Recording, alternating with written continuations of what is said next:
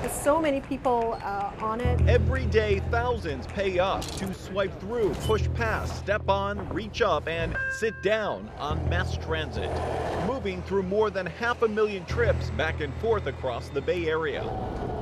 And along the way, it's mile after mile of touching and grabbing and scratching and tapping on just about everything. So many folks interact and touch surfaces. Also traveling unseen on every surface. You have a lot of transmission occurring. Could be just about anything coming along for the ride. We don't want the spread of diseases happening.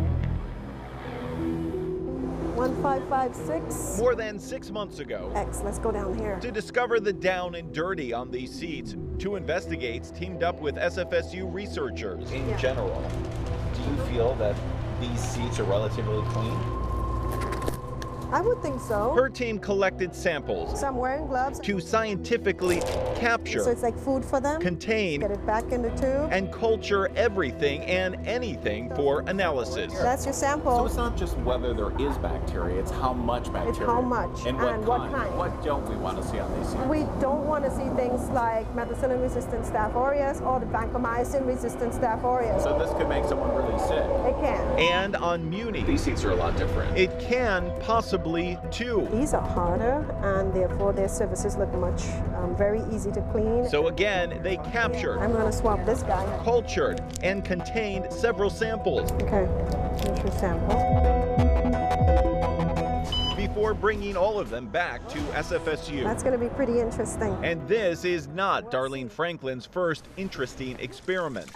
In nutrient broths for overnight cultures. 5 years ago, in her sterile lab, 11, 12, and 3. she tested Bart's seats back when they were cloth and found high concentrations of 9 types of bacteria, including fecal bacteria, even MRSA, the drug-resistant strain that can cause lethal infections. It was enough to get the attention of the New York Times. They listened and they changed the seats. But now, 5 years later, she wanted to know if new seats and new materials would lead to new results. I think it's really important when it comes to public health that we need to know what microbes are traveling with us out there that can make anyone potentially sick.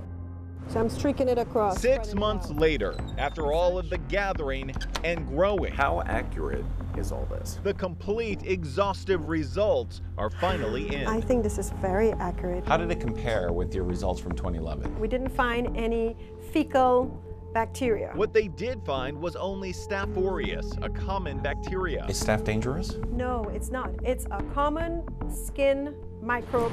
The cleaner results come from 35 Bart crew members constantly sweeping and scrubbing. All 669 cars are lightly cleaned every night, and every 4 months, at least 7 cars are completely sanitized like this. But the biggest change may be from switching the coverings from wool to vinyl. So it's improved. So it's a good move for Bart. It is. It actually is a great move that they did that. But on Muni, there appears to be some sort of movement in the opposite direction.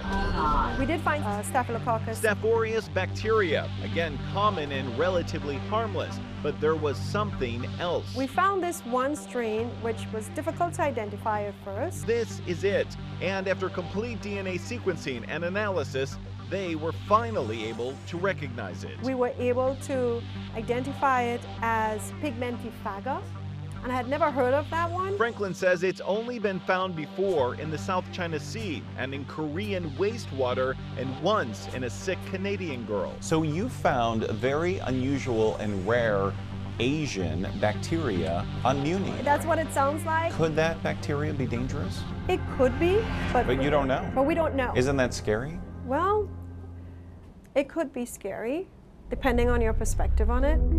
Is that concerning to you? Again, anything like that is of course a concern. John Haley is the man at Muni responsible for the care and cleaning of 1,000 cable cars and trains and buses.